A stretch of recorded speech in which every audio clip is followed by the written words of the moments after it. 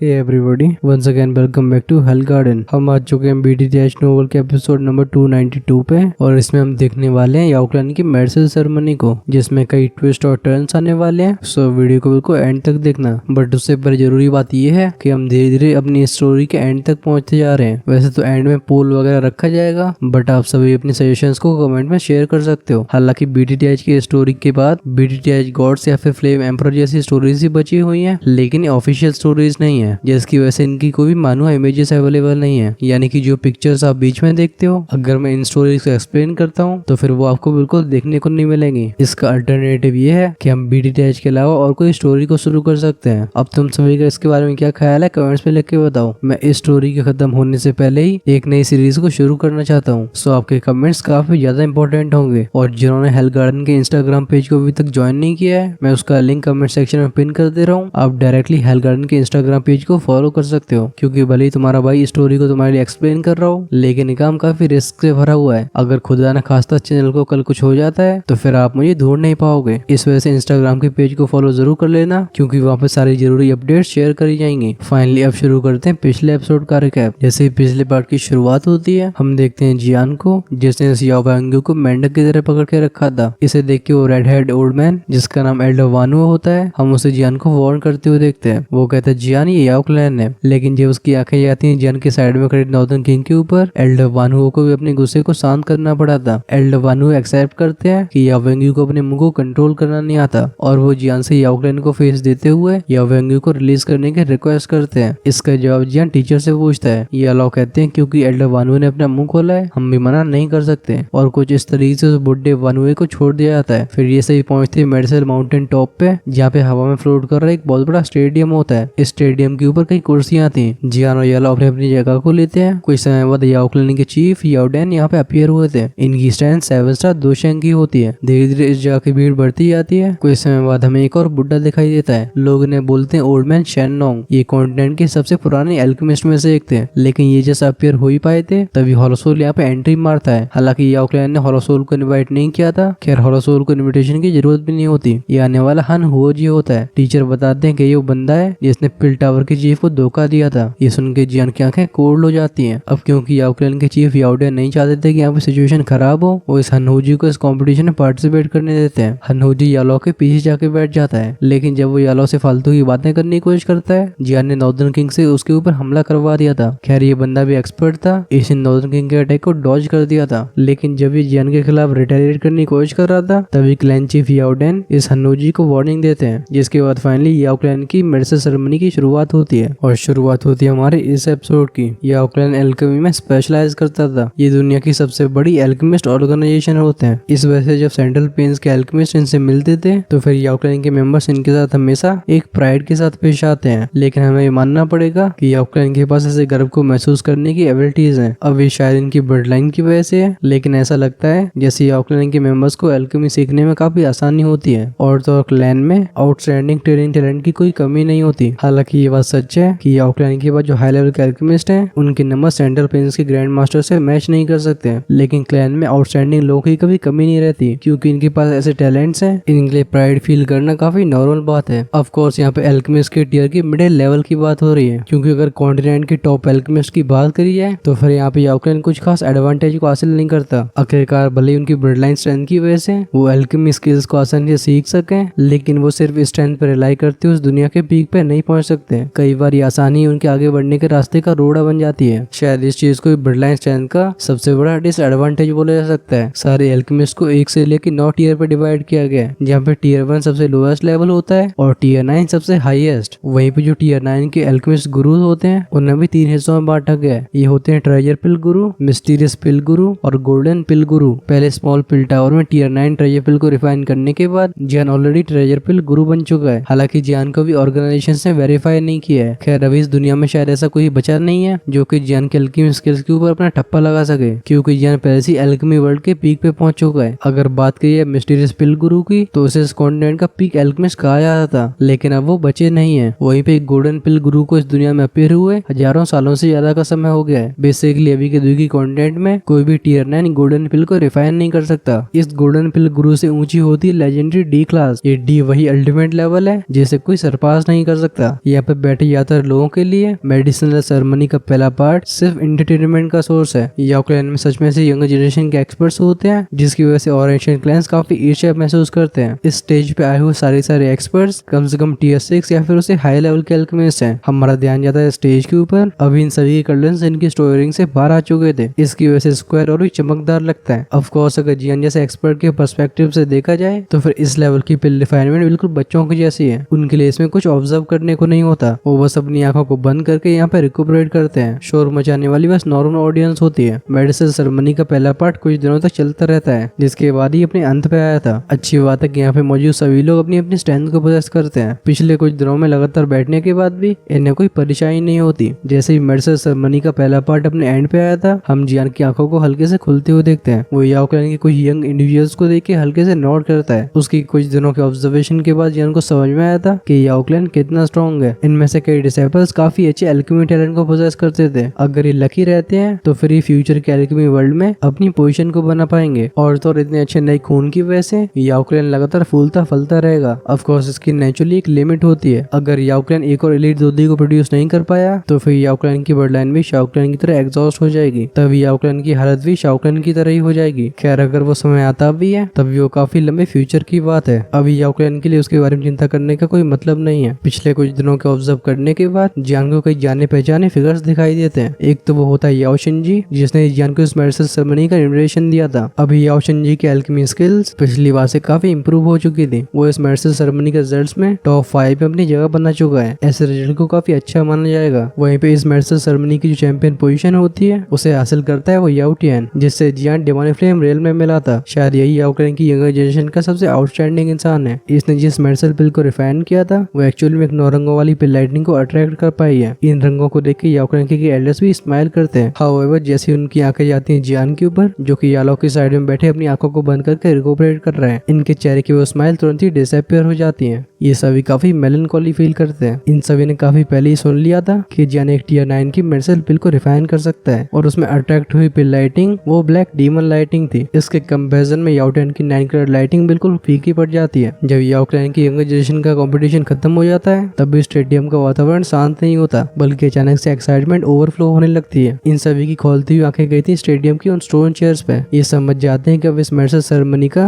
वो main event शुरू होने वाला है और इसमें दुखी कॉन्टिनेंट के एल्केमी वर्ल्ड के सबसे पीक एल्केमिस्ट कम्पीट कर रहे होंगे। इस मोमेंट में यालो भी अपनी आंखें खोलते हैं। स्टेडियम के टेम्परेचर को सेंस करके वो हंस के बोलते हैं, हाँ तो फाइनली इसकी शुरुआत होने वाली है। जियान जिसके हाथ में टी कप था वो भी स्माइल पास करता है। पिछले कुछ दिनों से चीजों को ऑब्जर्व करने के बाद उसके हाथों में भी खुजली होने लगी है। यालो हंस के बोलते हैं, तुम्हारे अलावा हन हुजी, ओल्ड मैन शेनोंग और एल्डर वान हुओ इस मेन इवेंट में पार्टिसिपेट कर रहे होंगे। इन तीनों के एल्केमी स्किल्स काफी एक्स्ट्राऑर्डिनरी हैं। अगर एक्सपीरियंस की बात करी जाए तो फिर इनसे मैं भी पीछे रह जाता हूँ। जियान की नजरें गई थी याओ क्लैन के लीडर के स्पॉट पे। जियान पूछता कि याओडिन पार्टिसिपेट नहीं करेंगे। यालाओ कहते हैं क्योंकि वो क्लैन के हेड हैं, इन्हें उस तरीके से वर्ताव भी करना होगा। तुरंत ही उनका चेहरा ग्रेव हो जाता है। वो कहते हैं लेकिन उनकी एल्केमी स्किल्स तुम चारों से बिल्कुल वीक नहीं है। जियान हंस के बोलता है, याओ क्लैन के क्लैन हेड हमारे एल्केमिस्ट वर्ल्ड के सबसे बिगेस्ट ऑर्गेनाइजेशन के लीडर हैं। अगर उनके पास एबिलिटी नहीं होती तो फिर और लोगों को कन्विंस कैसे कर पाते। यालो की बातों का मतलब क्या है? नेचुरली जियान उसे अच्छे समझता था और तो रिगार्डलेस वो चाहे कितना भी एरोगेंट हो, वो एक 7 स्टार दोशेंग के फाइटिंग एक्सपर्ट को बिल्कुल अंडरस्टिमेट नहीं कर सकता। जब जियान और यालो चैट कर रहे होते हैं तो फिर लीडर के स्पॉट पे बैठे हुए याओडिन धीरे से खड़े हो जाते हैं। अभी सभी की आंखें इनके ऊपर इकट्ठी हो गई थी। याओडिन स्माइल करके बोलते हैं, हाँ शुरुआती कंपटीशन खत्म हो गया है, अब समय आ गया है मेन इवेंट का। मैं जानता हूँ कि आप सभी क्या सोच रहे हैं। ये कहने के बाद उनकी नजरें चारों तरफ घूमती हैं। वो कहते हैं इस मेडिसिन सेरेमनी में 4 एक्सपर्ट्स पार्टिसिपेट कर रहे होंगे। मैं इन चारों इंडिविजुअल्स के बारे में बात नहीं करूंगा। आई एम श्योर आप सभी को इनके बारे में पता ही होगा। इन चारों में भी जो जीतने वाला है उसके पास इस कॉन्टिनेंट के टॉप एल्केमिस्ट होने का टाइटल जाएगा और मुझे लगता है कि आप में से कोई भी इस टाइटल को ऑब्जेक्ट नहीं करेगा। याओडिन कहते हैं आप चारों लोग प्लीज स्टेज पे आ जाओ। जैसे याओडिन की आवाज स्टेज पे गूंजती है, सबसे पहले स्टेज पे अपीयर होने वाला हनीउजी का फिगर होता है। वो एक अजीब सी स्माइल के साथ बोलता है, हाँ क्लैन हेड याओडिन, आप बिल्कुल सही कह रहे हो। मैंने भी सुना ये मेडिसिन सेरेमनी इस दुखी कॉन्टिनेंट की टॉप एल्केमिस्ट गैदरिंग है। मैं यहाँ पे सभी को चैलेंज करने के लिए आया हूँ। मेरा हन क्लैन इस कॉन्टिनेंट की टॉप एल्केमिस्ट के टाइटल में इंटरेस्टेड है, इस वजह से मैं इसे अपना बनाना चाहूंगा। तभी एल्डर वन वानु की बॉडी फ्लैश होके सीधा स्टेज पे अपीयर होती है। वो हन्नोजी की तरफ भी कोड नोट करके बोलते हैं, हम अगर मेडिसिन पिल्स को रिफाइन करने की बात होती है तो फिर हमारा याओक्लैन किससे पीछे है, परहैप्स ये टाइटल हमारे पास ही रहना चाहिए। जिस पर एल्डर वानु अपीयर हुए थे, नीचे से कई चीयर्स की आवाजें लगती हैं। आखिरकार ये याओक्लैन का होम ग्राउंड होता है। आखिर वो हन क्लैन को ऐसे ग्रैंड टाइटल को स्नैच करते हुए कैसे देख सकते थे। हम ओल्ड मैन शैनो को भी हवा में चलते हुए देखते हैं। उनकी वो लाठी जो कि मेडिसिन ग्रास से बनी हुई थी वो हल्के से झटके मारती है। ऐसा होने में वो जेट बोटर्स एक दूसरे टकरा जाती हैं और एक साफ आवाज फैलती है। ओल्ड मैन शैनो अपनी काम आवाज में बोलते हैं। हालांकि इस ओल्ड मैन को दिखावा करने का कोई शौक नहीं है, लेकिन इस कॉन्टेंट के टॉप एल्केमिस्ट का टाइटल अगर तुम्हारे हाथों में आता है, ये मेरी जनरेशन के लिए बहुत बड़ी इंसल्ट हो गई। उनकी बात से साफ तौर पर मालूम पड़ रहा था कि वो हन्नोजी को बिल्कुल पसंद नहीं करते हैं। आखिरकार हन क्लैन और एल्केमिस्ट के बीच में 36 का आंकड़ा रहता है। जब ये 3 इंडिविजुअल्स आसमान में अपीयर हुए थे, पूरे स्टेडियम में एक अप्रोर फैल गया था। अनगिनत एल्केमिस्ट की आंखें एकदम एक्साइटमेंट से भर चुकी थी। ये तीनों ही उस लेवल पे पहुंच चुके हैं जो कि इन सभी का लाइफ लॉन्ग परसूट है। एक लड़का बोलता है, एल्डर वानहो, हनहुजी, ओल्ड मैन शैनोंग, ये अभी के एल्केमिस्ट दुनिया के 3 ग्रेट जायंट्स हैं। लगता है ये वाला फेस ऑफ बहुत ही एक्साइटिंग होने वाला है। एल्डर वानहो और एल्डर शैनोंग को देख के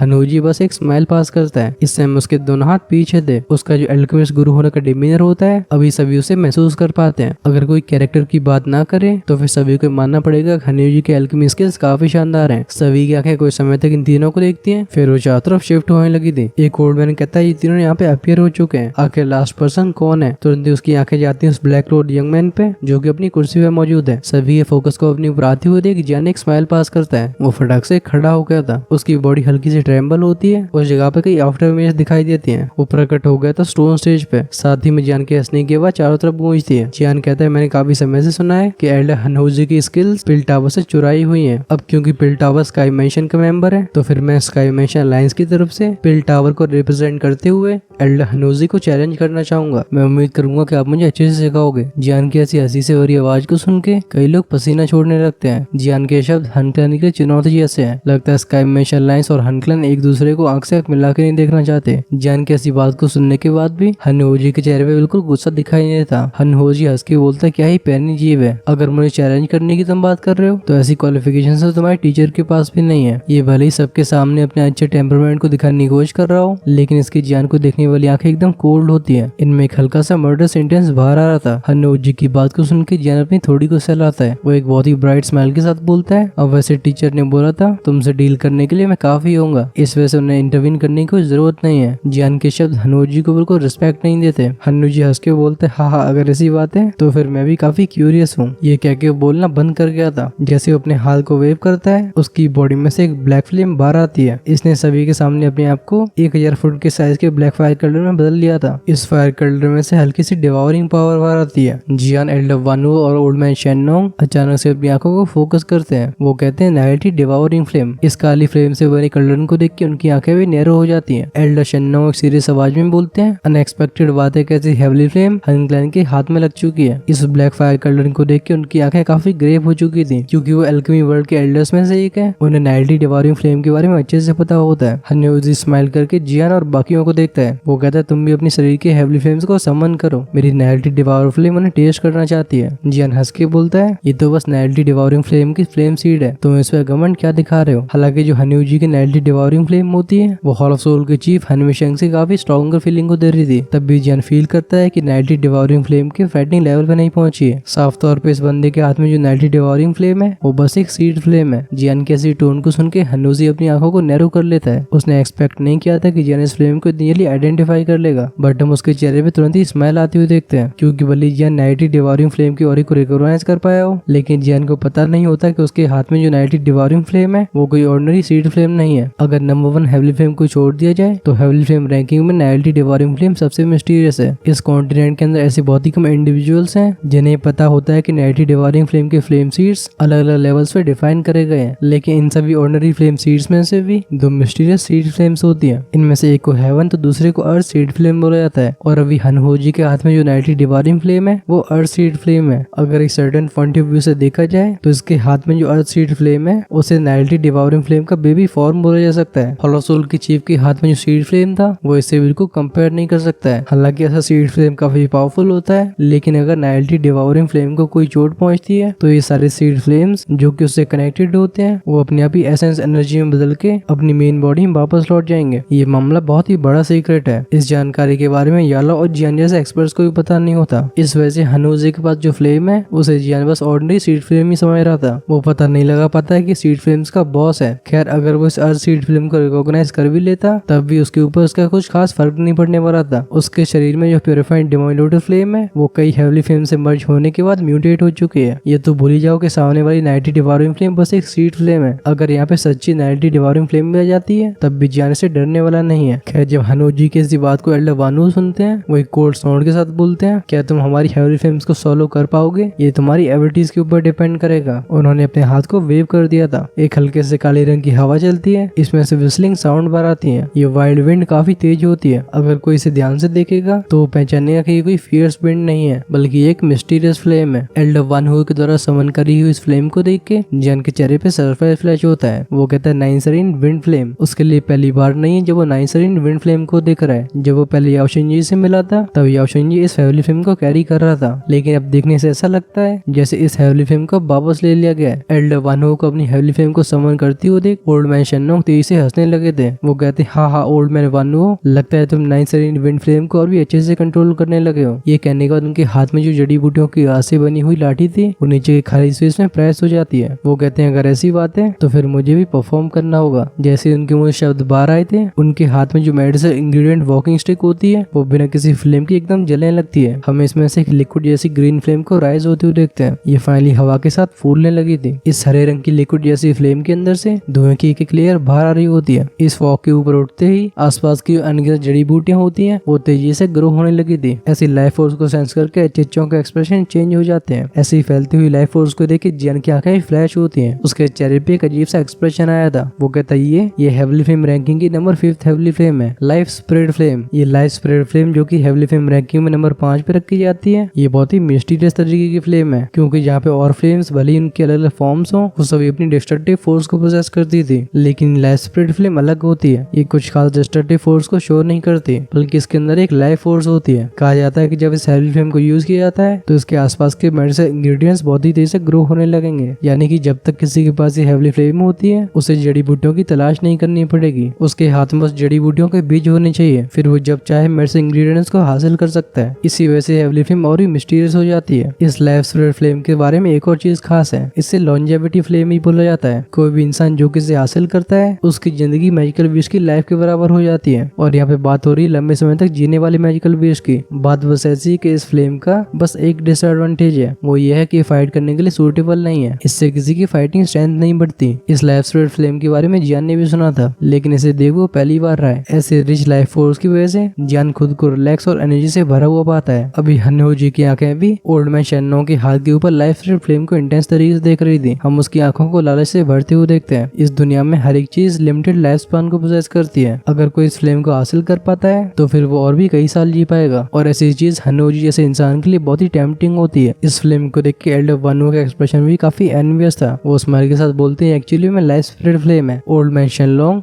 तुम काफी लकी हो। जब ये लाइफ स्प्रेड फ्लेम फॉर्म होती है इसकी इंटेलिजेंस काफी हाई होती है। ये नॉर्मली किसी फ्लेम की तरह अपीयर नहीं होती बल्कि अपने आप को कई अलग अलग जड़ी बूटियों में ट्रांसफॉर्म कर लेती है। ऐसा करने के बाद ही जमीन में अपनी जड़ें बना लिया करती थी। तब अगर कोई इसके ऊपर से भी निकल जाता है कोई इसे पहचान नहीं पाएगा। मिट्टी के अंदर इस फ्लेम को बस वही लोग ढूंढ पाते हैं जिनका लक बहुत शानदार होता है। ओल्ड मैन शेन्नोंग जो कि अपनी दाढ़ी को सहला रहे थे वो स्माइल के साथ बोलते हैं हाँ मैं तो बस लकी रहा हूँ। अनएक्सपेक्टेड बात है कि जब मैं मेडिसिन इंग्रेडिएंट्स को ढूंढ रहा था ये मुझे वहाँ पे मिल गई। ओल्ड मैन शेन्नोंग जिन्हें दूसरों से कम्पीट करने में बहुत मजा आता है उनके लिए ऐसी हेवली फ्लेम को ऑब्टेन करना बहुत ही खुशी की बात है। तभी अचानक से ओल्ड मैन शेन्नोंग की आंखें जियान के ऊपर जाती हैं। वो हंस के बोलते हैं मैंने सुना है कि यंग फ्रेंड जियान तुम्हारे पास प्योरीफाइड डिवाइन लोटस फ्लेम है, क्या ये बात सच है? इस समय जियान इस हरे रंग की फायर को देख रहा था और उसके चेहरे पे एक अजीब सा एक्सप्रेशन होता है। जियान हंस के बोलते हैं हाँ मैं भी बस एल्डर की तरह थोड़ा सा लकी रहा हूँ। हम उसके कंधे पे एक फायर ग्लो का अपीयर होते हुए देखते हैं। ये फ्लेम लिटिल ली में ट्रांसफॉर्म हो जाती है। जब लिटिल ली की आंखें आसमान में फ्लोट कर रहे उन तीनों फ्लेम के क्लस्टर्स को देखती हैं वो आंखें डिस्टेंस से भर गई थी। आखिरकार इस तरीके की इंसानी फॉर्म को बस लिटिल ली ले सकता है। जियान के कंधे पे लिटिल ली को देख के देखने वालों के सभी के एक्सप्रेशन चेंज हो गए थे। इनकी आंखें काफी ज्यादा सीरियस होती हैं। वो कहते हैं ये हेवली फ्लेम की स्पिरिट है। वो लिटिल ली के अंदर से ऐसे इंटेलिजेंस को सेंस कर पा रहे थे जो कि इंसानों से बिल्कुल कम नहीं होता, क्योंकि ये सभी अल्केमी वर्ल्ड के पीक एग्जिस्टेंसेस हैं। इन्हें अच्छे से पता होता है कि एक अल्केमिस्ट के लिए हेवली फ्लेम स्पिरिट क्या रिप्रेजेंट करती है। हेवली फ्लेम की स्पिरिट के पास वो लेजेंडरी हेवली फ्लेम कॉन्स्टिट्यूशन होता है। ऐसा होने पे हेवली फ्लेम की पूरी पावर को अनलीज कर पाती है। उस लेवल को ओल्ड मैन शेनलॉन्ग जैसे लोग भी, जिनकी सोल परफेक्ट हेवली स्टेट पे पहुंच चुकी है, वो भी अनलीज नहीं कर सकते। भले इनकी हाथों की हेवली फ्लेम भी काफी स्ट्रॉन्ग हो, तब भी इनके लिए हेवली फ्लेम स्पिरिट बनना काफी दूरी की बात है। इस फ्लेम को देख के हनु जी की आंखों में एक चिल फ्लैश हो रही थी। वो कहते मेरा हनक्लेन ने प्योरीफाइड डिवाइन लोटल फ्लेम को न जाने कितने सालों से टारगेट कर रहा है, लेकिन अनएक्सपेक्टेड बात है कि तुम्हारे हाथों में लग गई है। चलो ये भी मैटर नहीं करता है, जब इसे हम तुम्हारे हाथों से छीन लेंगे तब चीजें फिर से बराबर हो जाएंगी। ओल्ड मैन शेनलॉन्ग भी अपनी दाढ़ी को सहलाते हुए बोलते हैं, यंग फ्रेंड जियान तुम सच में बहुत लकी हो। एक समय पे मैंने भी इस प्योरीफाइड डिवाइन लोटल फ्लेम को सबड्यू करने की कोशिश करी थी, लेकिन तब डिमोनिक फ्लेम रियल्म के अंदर मेरी लगभग जान ही चली गई होती। ये सुन के जियान भी अपनी बत्ती से दिखाता है। डिमोनिक फ्लेम रियल्म को एक्सपीरियंस करने के बाद जियान नेचुरली समझता था कि इस प्योरीफाइड डिवाइन लोटल फ्लेम को सबड्यू करना कितना मुश्किल है। अगर उसके दिमाग के अंदर प्योरीफाइड डिवाइन लोटल सेंट की रेमेनेंट सोल नहीं होती तो फिर वो डिमोनिक फ्लेम से बस दूर ही भाग सकता था। भले ही ओल्ड मैन शेनलॉन्ग एक आउटस्टैंडिंग एल्केमिस्ट हो, लेकिन सिर्फ एल्केमी स्किल्स पर रिलाई करते हुए प्योरीफाइड डिवाइन लोटल फ्लेम को सबड्यू नहीं किया जा सकता। लीडर सीट पर बैठे याओडेन अपनी ईर्ष्या से भरी नजरों को लिटली के ऊपर से हटाते हैं। वो एक साफ आवाज में कहते हैं, अगर आप चारों तैयार हो चुके हो तो प्लीज अपने कल्डन्स को ओपन करके पिल्स को रिफाइन करो। ये सुन के जियान हंसने लगता है। लिटली जो कि उसके कंधे पर बैठा हुआ होता है, हम उसे अपने मुंह को खोलते हुए देखते हैं। एक अंगूठी के बराबर फायर कल्डन बाहर आता है, लेकिन हवा के साथ तुरंत ही फूलने लगा था। हम इसे 1000 फुट बड़ी फायर कल्डन में ट्रांसफॉर्म होकर आसमान में फ्लोट करते हुए देखते हैं। इस फायर कल्डन के चारों तरफ कई फायर ड्रैगन्स घूम रहे थे। इनकी लो और डीप रोर्स की आवाजें पूरे स्टेडियम में गूंजती हैं। बस एक ही पल में स्टेडियम का टेम्परेचर अचानक से राइज हो जाता है। जब जियान ने अपना फायर कल्डन बाहर निकाला था तो फिर बाकी के 3 लोग भी दूर दूर चले जाते हैं। इन चारों ने इस बड़े से स्क्वायर को 4 बड़े भागों में डिवाइड कर लिया होता है। हनीव जी की बॉडी फ्लैश होके अपने ब्लैक फायर कल्डन के ऊपर अपीयर होती है। वो हवा में बैठ जाता है। जैसे वो अपने स्लीव्स को वेव करता है, हम बहुत सारी जड़ी बूटियों को उसके सामने उड़ते हुए देखते हैं। एक पल में पूरे आसमान में एक रिच मेडिसिनल फ्रेग्रेंस फैल जाती है। जब वो पिल को रिफाइन करने लगा था तो फिर एल्डर वानु भी अपनी 9 सरीन विंड फ्लेम का यूज करके एक फायर कल्डन को फॉर्म कर लेते हैं। इनके लेवल पर जाने के बाद ये मेडिसिनल कल्डन के बिना भी कुछ भी कर सकते थे। ये अपनी हेवली फ्लेम का यूज करके काफी ज्यादा हाई क्वालिटी के मेडिसिनल कल्डन को बना सकते हैं। लेकिन सबसे ज्यादा तहलका मचाने वाले ओल्ड मैन शेनलॉन्ग थे। उनका जो हरे रंग की फ्लेम का सी होता है वो सीधा उसके अंदर बैठ जाते हैं। उनकी दोनों मुट्ठी में से कई जड़ी बूटियों के बीच बाहर आए थे। ये अपनी फ्रेग्रेंस फैलाते हुए बिखर जाते हैं। इनकी गिरने की जगह सी फायर के अंदर की थी।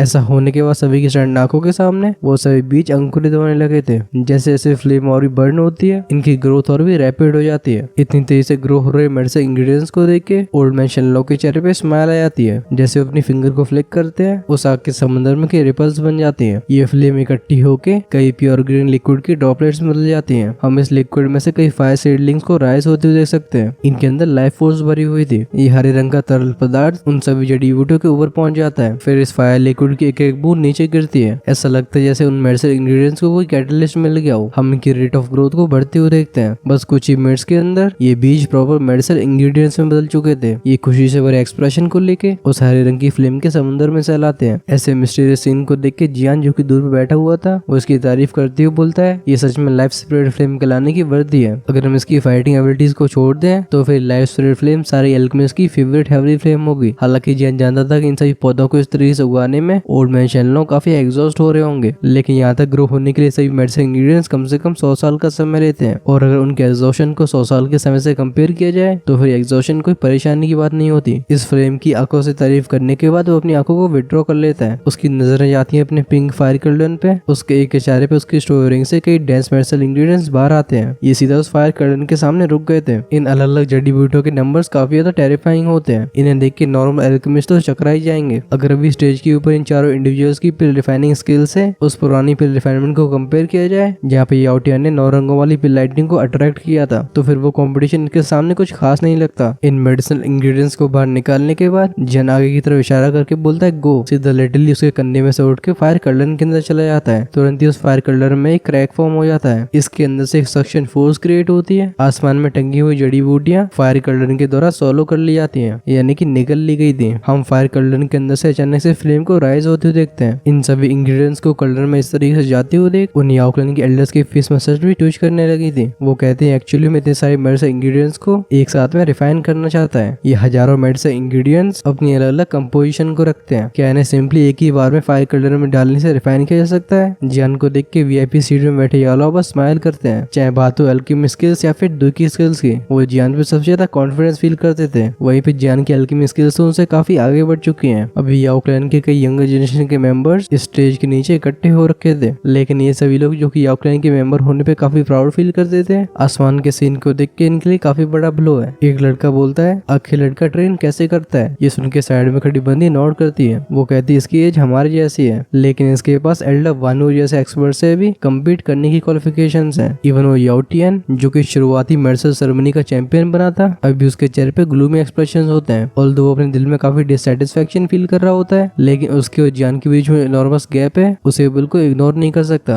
याओ टियान के साइड पे वो बर्फ जैसी याओलिंग जिसके ऊपर याओ क्लैन के सारे एल्डर्स प्यार लुटाते थे, वो भी आसमान में जियान को पलकें झपका झपका कर देख रही होती है। उसकी लाइफ में ये पहली बार है जब कोई उसकी एज का इंसान फिर रिफाइनमेंट में एल्डर वानू जैसे अल्केमिस्ट से कम्पीट कर रहा हो। ऐसे अचीवमेंट्स की वजह से याओलिंग जो कि याओ क्लैन की टॉप जीनियस में से एक थी, वो भी जियान के लिए एडमिरेशन महसूस करती है। याओलिंग की नजरें जाती हैं साइड में खड़े बंदे के ऊपर जो कि उसके कई पीछा करने वालों में से एक था। ये वही याओ क्लैन का मेंबर होता है जिसने जियान को मेडिसिन सेरेमनी का इन्विटेशन दिया था। याओलिंग कहती है याओशिन जी, जब हम जियान से गूगलैंड में मिले थे ये तब तो इतना स्ट्रॉन्ग नहीं था, राइट। याओलिंग की ऐसी बात को सुन के याओशिन जी अंदर से काफी कड़वा महसूस करता है। वो कहता है उसे बस एक दोजन था, हालांकि इसकी स्पिरिचुअल स्ट्रेंथ पावरफुल थी, लेकिन तब वैसे फाइटिंग लेवल पे पहुंची नहीं होती। अनएक्सपेक्टेड बात है कि बस कुछ ही सालों के समय में ये ऐसे टेरिफाइंग लेवल पे पहुंच चुका है। याओशिन जी की आवाज में एक अजीब सी फीलिंग होती है। जब वो पहले जियान से मिला था तो फिर जियान की स्ट्रेंथ उससे सिमिलर थी, तब उसे ऐसा लगता था कि अगर इन दोनों के बीच में फाइट होती है, अरे मतलब यहाँ पे एल्केमी मैच की बात हो रही है, तो फिर दोनों में से कौन जीतने वाला है ये प्रेडिक्ट करना काफी मुश्किल बात है। बस याओशिन जी ने कभी सोचा नहीं होता कि जब दोनों दोबारा मिल रहे होंगे तो फिर इन दोनों के बीच का गैप इतना बड़ा हो चुका होगा। याओलिंग की प्रिटी आंखें फिर से उस फिगर को देखती है। वो कहती है इसकी स्पिरिचुअल स्ट्रेंथ पहले से एल्डर वानहो के लेवल पे पहुंच चुकी है, जो कि है परफेक्ट हेवली स्टेट। याओलिंग की आंखें एक अजीब तरीके से चमक रही होती हैं। जब से उसका जन्म हुआ है उसकी सोल और लोगों से बिल्कुल अलग है। एक बार तो क्लैन हेड ने भी कहा था कि अगर उसका लक सही रहता है तो फिर उसकी स्पिरिचुअल स्ट्रेंथ उस लेजेंडरी डी स्टेट में जा सकती है। वो तब से अपने स्पिरिचुअल स्ट्रेंथ के ऊपर काफी प्राउड महसूस करती थी। अगर बात हो स्पिरिचुअल स्ट्रेंथ की तो फिर उसका वो बड़ा भाई जो कि बहुत ही टैलेंटेड था,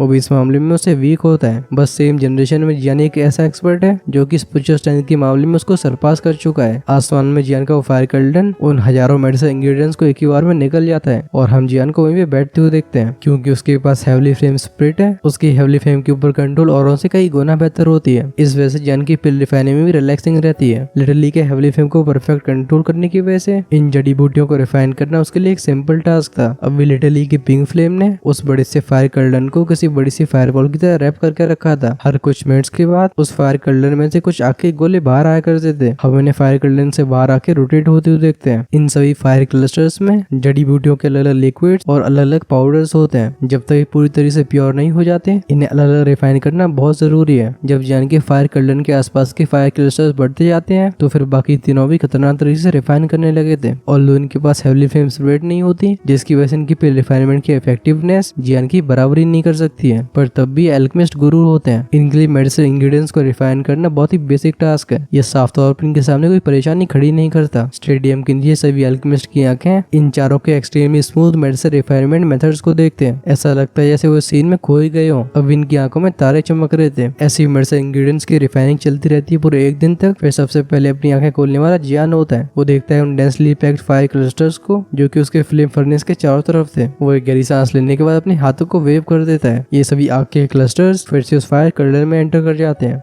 काफी जल्दी मेडिसिन कर्ल्डन के अंदर से एक शॉकिंग लेवल की एनर्जी फ्लक्चुएशन फैलती है। इसकी वजह से वो फायर कर्ल्डन भी एकदम कांपने लगा था। इसमें से एक बजिंग साउंड गूंजता है। जैसे ही जियान ने अपनी पूरी जड़ी बूटियों को रिफाइन किया था, काफी जल्दी हनुजी की आंखें भी खुल जाती हैं। उसके द्वारा रिफाइन करके कई मेडिसिन लिक्विड सीधा उसके कर्ल्डन के अंदर चले जाते हैं। फिर उसकी हैंड्स चेंज हो गई थी। वो चिल्ला के बोलता है वर्ड स्ट्रेंथ, मेरी ऑर्डर्स को सुनो। हनुजी के मुंह से शब्द बाहर आए थे तभी आसमान को एक तेज हवा कवर कर लेती है। एक बहुत ही भयानक सी नेचुरल एनर्जी सभी दिशाओं से आके फायर कर्ल्डन के ऊपर इकट्ठी होने लगी थी। उसके फर्नेस में से एक सेक्शन फोर्स बाहर आती है। इस एनर्जी को डिवावर कर लिया जाता है। एनर्जी को इतने खतरनाक तरीके से डिवावर करने की वजह से आसमान में एनर्जी का तूफान था। उसकी एनर्जी थोड़ी सी लिक्विड में ट्रांसफॉर्म हो गई थी। ये एकदम सीटी बजाते हुए काले रंग के फायर कर्ल्डन के द्वारा पूरी तरह से डिवावर कर ली जाती है। ऐसे टेरिफाइंग पे रिफाइनमेंट और की वजह से लोगों के गले सूख गए थे। इन सभी ने इससे पहले मेडिसिन पिल्स को रिफाइन करते समय किसी को ऐसे एनर्जी को ऑब्जर्व करते हुए नहीं देखा, क्योंकि अगर पिल्स को रिफाइन करते समय एनर्जी ज्यादा हो जाती है तो फिर इससे मेडिसिन प्रॉपर्टीज का इक्विलिब्रियम टूट सकता है और तब वो मेडिसिन पिल असफल हो जाएगी। खैर ऐसी सोच किसी ऑर्डिनरी इंसान की हो सकती है। याओ क्लैन के एल्डर्स और कुछ अल्केमिस्ट गुरुज अभी अपने चेहरों पर शौक को लिए हुए होते हैं। ऐसे सीन को देख के याओ क्लैन की लीडर सीट पे बैठे हुए याओ डैन भी काफी ज्यादा सीरियस हो गए होते हैं। वो कहते हैं नेचुरल एनर्जी को इकट्ठा करके पिल्स को रिफाइन करना, ये मेथड ये एक्चुअली में टियर 9 की मिस्टीरियस पिल को रिफाइन करने की कोशिश कर रहा है। हनुजी की ऐसी एक्टिविटी को जियान और बाकी के दोनों ने भी नोटिस कर लिया था। एल्डर वानु अपनी बॉय से कोड लेते हैं। वो कोल्ड स्नोड के साथ अपनी हैंडसीज को चेंज करते हैं। उनके मुंह से एक तेज आवाज बाहर आती है। वो कहते हैं natural energy gather. Finally elder वानु की आवाज को सुन के याओ क्लैन के मेंबर्स के चेहरे एकदम एक्साइटमेंट से भर जाते हैं। लगता है वो भी एक टियर 9 की मिस्टीरियस पिल को रिफाइन कर रहे हैं। एनर्जी को इकट्ठा होते हुए देख एल्डर शेन्नोंग हंसते हुए बोलते हैं, हाँ क्योंकि तुम दोनों भी अपना ऐसे रौब दिखा रहे हो तो फिर मैं भी पीछे कैसे रह सकता हूँ। ये कहने के बाद उन्होंने एक इशारा किया था।